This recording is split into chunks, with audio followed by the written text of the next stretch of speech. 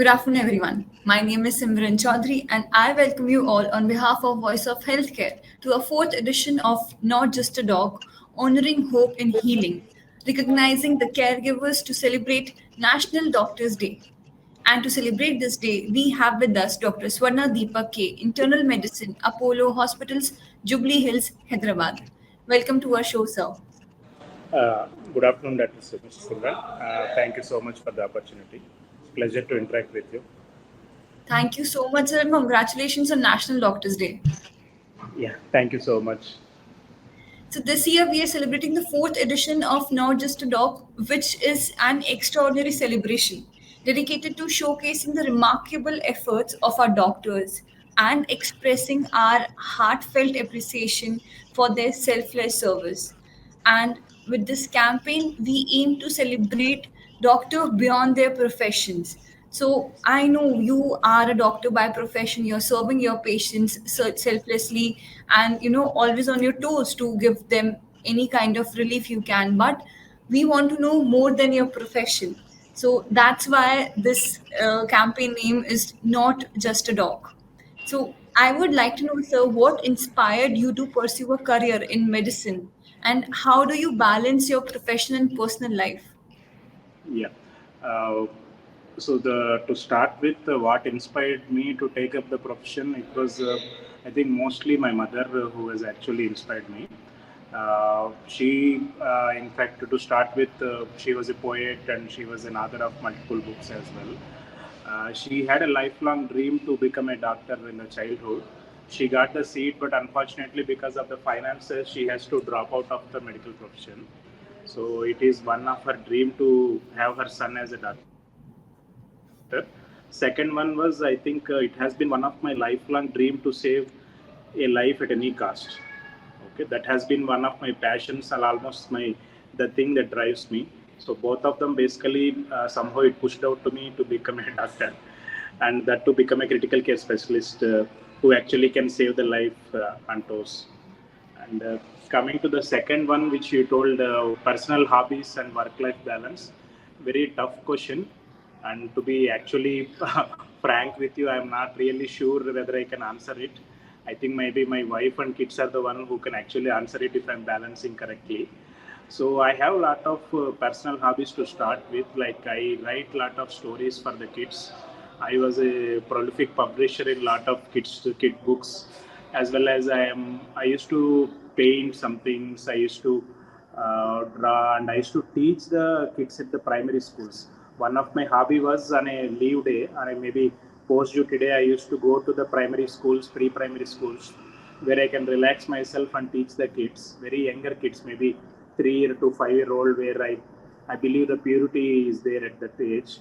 So that has been one of my hobbies. So what I do is, once I go off from the hospital, I try to take a break of 1 or 2 hours spent with my kids.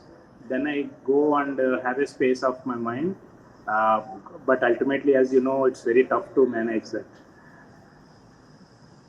That's great, sir. And the hobby you just told me that you go and teach, if you get time out of your profession, you go and teach small kids. That Yeah. is something, a very productive hobby, not just for you, but for other one who can, who are part of this thing. So that's amazing, sir. So, so what book or movie, or let's say a music album, had made a significant impact on you, and how? Yeah, I would say Patch Adams is the movie if you have seen it. Robin Williams is the actor, one of my favorite actors. So the Patch Adams is one of the movie I would recommend almost every one of my student or every one of my colleague to see it. So it's a movie where the empathy, the compassion is equally or more than important than the knowledge one have. So you can read so many books, you can go through so many courses, have n number of degrees, but ultimately if you don't have that empathy, or if you don't have that notion of treating a fellow person as a fellow human being, whatever you do, however much knowledge you have, it's none of a point. So I really believe that in a true circumstance, we should, a hug, maybe a touch, maybe a kind word may plays a huge role rather than having a huge knowledge in the subject. So for you, the answer would be Patch Adams. So it is true that movie, music, or books teaches us so many things which we can't even learn while working or being on ground on the life. So others' experience or stories gives us something a valuable addition in our life. True, true, completely true. I think we should learn from the experiences of the other people. Keep talking to especially the patients. You need to keep talking to them. And the most neglected people are the families of the patients. Okay, Hmm. they'll be sitting outside the ICU, sitting outside your ward. So there's no one to share with them. So have a talk with the son of the patient, maybe a daughter of the patient, grandfather of the patient.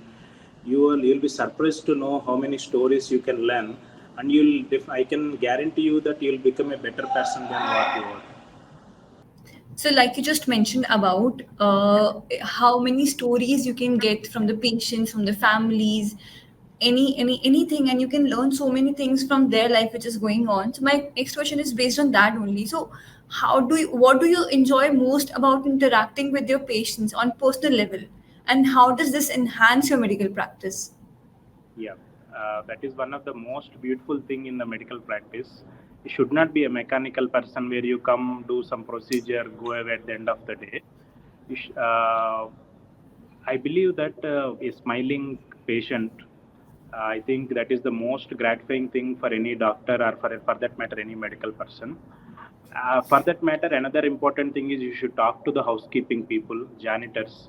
You should talk to the paramedical persons like biomedical persons, the technical guys. Nurses are the most important people.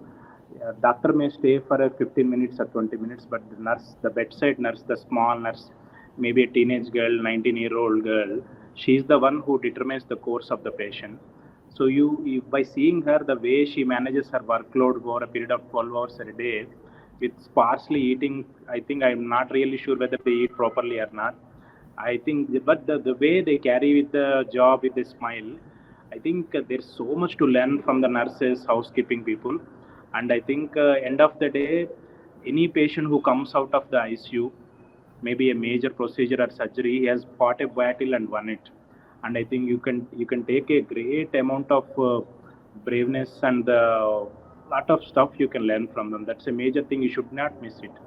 And most important thing is be in touch with them even if they get discharged, because once they come, I had that experience of small girl who came back to me after a month after the discharge. She brought one rose from her garden, so you cannot imagine how much joy it brings. Okay. Yeah. And the elderly lady, she has brought one spiritual book for me after 6 months after recovery. I think there is nothing beats like that. You should have a value of that human touch. That creates, and that's the relation which is based on doctors and patients, Getting the trust value, the calls. the the relation which you and patients have, that trust Your is voice very has good. broken, Simran, again. So am I audible to you? Must be. I think you're getting calls repeatedly, so that's the reason it's breaking up. One second, I'll just check. Start. No, sir, it is audible. Simran. Yeah. Yes. So tell me, please. Yeah.